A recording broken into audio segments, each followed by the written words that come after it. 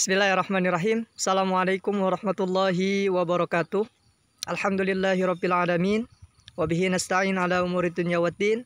Salatu wassalamu ala asyrafil anbiya'i wal mursalin wa ala alihi wa sahbihi ajma'in. Amma ba'du. Baik, sabahal khair. Bagaimana kabarnya teman-teman? Insyaallah dalam keadaan baik, dalam keadaan sehat, dan dalam keadaan kuat serta istiqomah, semangat dalam melakukan pembelajaran jarak jauh. Adapun insya Allah pada pagi hari ini Bapak ingin menyampaikan materi fikih, melanjutkan pertemuan kita yang sebelumnya. Nah, silahkan teman-teman untuk disiapkan buku paketnya dan juga disiapkan buku tulisnya. Adapun seperti biasa, sebelum kita memulai pembelajaran, mari kita buka pembelajaran kita pada pagi hari ini dengan bersama-sama membaca ayat Bismillahirrahmanirrahim. Bismillahirrahmanirrahim. Silakan dibuka bukunya di halaman ke-6.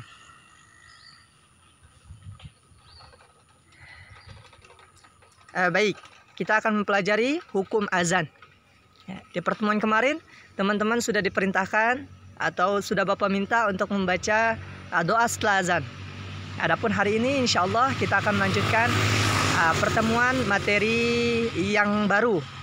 Silakan disimak dan diperhatikan hukum azan. Jadi sebagian ulama mengatakan bahwasanya hukum azan ini sebagai sunnah muakkad, sunnah yang dianjurkan untuk dilakukan. Namun ada pendapat yang lebih kuat, bahkan banyak dipegang oleh para ulama. Apa hukumnya? Yaitu fardu kifayah. Fardu kifayah apa sih? Fardu kifayah itu contoh ketika sudah waktu masuk azan, kemudian tidak ada yang azan, contoh sebuah masjid kemudian tidak ada yang azan, maka nanti dosanya juga fardu kifayah. Maksudnya apa? Ya dosanya itu satu wilayah. Tapi ketika ada satu orang yang azan atau ada yang mewakili yang azan, maka dosanya itu akan gugur. Namun ini hukumnya untuk khusus untuk yang laki-laki, tidak untuk yang perempuan. Nah, maka dari itu, itulah disebut dengan hukum fardu kifayah. Seperti halnya jenazah, maka harus ada yang mengurusi, mensolatkan. Nah, ini juga hukumnya fardu kifayah. Nah, demikian. Jadi, ketika ditanya apa hukum dari azan, yaitu yang lebih kuat fardu kifayah. Nah, demikian. Adapun syarat azan, yang pertama yaitu masuk waktu sholat. Jadi, nggak boleh azan itu dikumandangkan di sebuah masjid, tapi dikumandangkannya sebelum waktu masuk azan. Contoh jam 11 siang. Kan waktu zuhur jam 12 kurang. Namun dia udah azan jam 11, itu nggak boleh. Atau sebaliknya, waktu azan maghrib contoh jam 6. Kemudian dia udah azan jam 5. Itu boleh gak? Nggak boleh. Jadi tidak diperbolehkan melakukan azan sebelum waktu sholat. Namun sedikit catatan, untuk sholat subuh itu diperbolehkan. Contoh, masuk waktu azan jam 4:40. Kita bulatkanlah jam 4 atau jam 4 atau jam 5 contoh. Kemudian setelah jam 5 nanti teman-teman azan dua jam 4. Kemudian nanti azan lagi jam 5. Itu boleh gak, Pak? Dikatakan di sini boleh. Diperbolehkan untuk dilaksanakan 2 kali azan untuk sholat subuh. Baik sebelum subuh maupun ketika masuk waktu subuh. Mengapa demikian? Karena subuh itu kan posisi kita, keadaan kita sedang tertidur. Jadi di sisi lain ini untuk mengingatkan, untuk lebih mengingatkan. Seperti halnya ketika sholat Jumat. Nah, sholat Jumat kan azannya 2 kali. Yang pertama sebagai peringatan, dan yang kedua saat masuknya waktu azan, atau sebaliknya demikian. Oke, adapun yang kedua berniat azan. Tentu ketika seorang muazin, orang yang mengumandangkan azan itu harus meniatkan dirinya, semata-mata ikhlas karena Allah Subhanahu wa taala ketika ia melaksanakan azan. Ikhlas karena Allah taala. Jadi diniatkan yang dia lakukan itu untuk ikhlas karena Allah. Namun tidak ada lafal tertentu kayak nawaitu atau sengaja aku niat azan, tidak dengan lafal. Semata-mata kita niatkan dengan ikhlas untuk melakukan azan. Adapun yang ketiga dilafalkan dengan bahasa Arab. Sudah jelas. ya harus dilakukan dengan bahasa Arab. Ya, jadi azan itu jadi hampir sebagian besar ulama itu sepakat bahwasanya azan harus diucapkan dengan bahasa Arab. Ya nggak boleh Allah Maha Besar, Allah Maha Besar, nggak boleh. Ya namun kita gunakan Allahu Akbar, Allahu Akbar. Contoh. Kemudian lanjut demikian. Jadi dilafalkan dengan bahasa Arab. Adapun yang bagian D harus dilafalkan dengan jelas dan benar, sehingga terhindar dari yang namanya kesalahan-kesalahan ketika seorang muazin mengumandangkan azan. Jadi sudah seharusnya pengucapannya itu jelas. Jadi Allahu Akbar, Allahu Akbar, Allahu Akbar. Nah, no. Ya, namun harus jelas. Allahu Akbar, Allahu Akbar. Atau mungkin ya ketika iqomah, begitupun ya ketika ingin mendirikan sholat maka harus jelas pengucapannya dan juga harus benar ya. Kemudian lafal-lafalnya diucapkan sesuai urutan dan bersambung.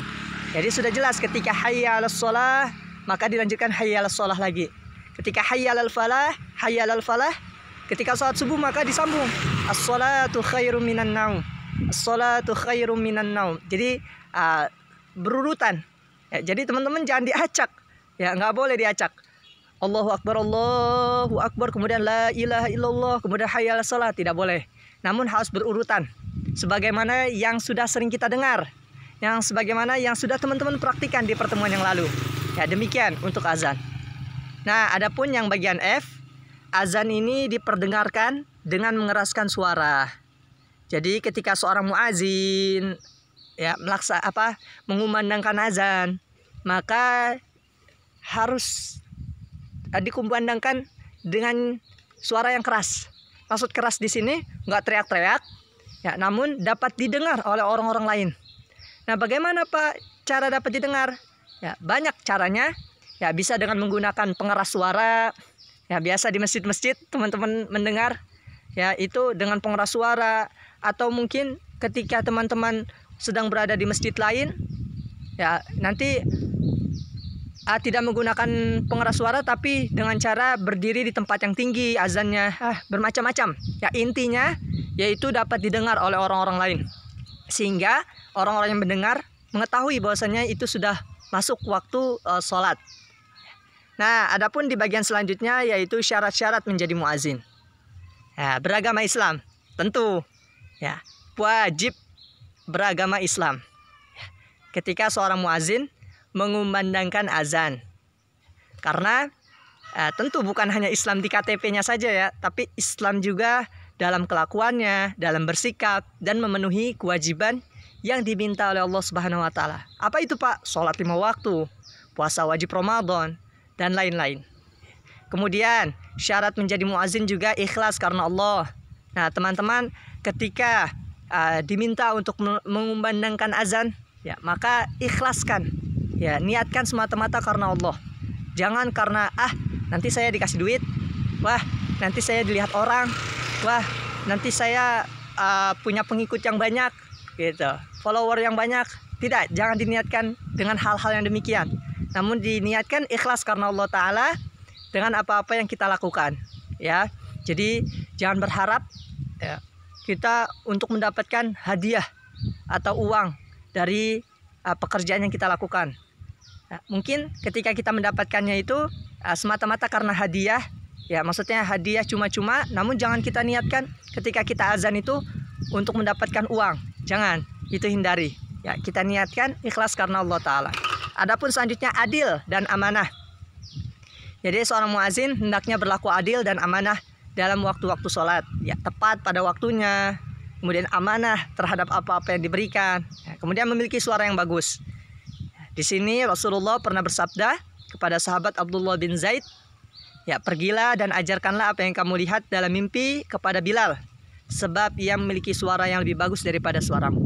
Jadi Bilal bin Rabah ini di zaman Rasulullah beliau memiliki suara yang indah, suara yang bagus.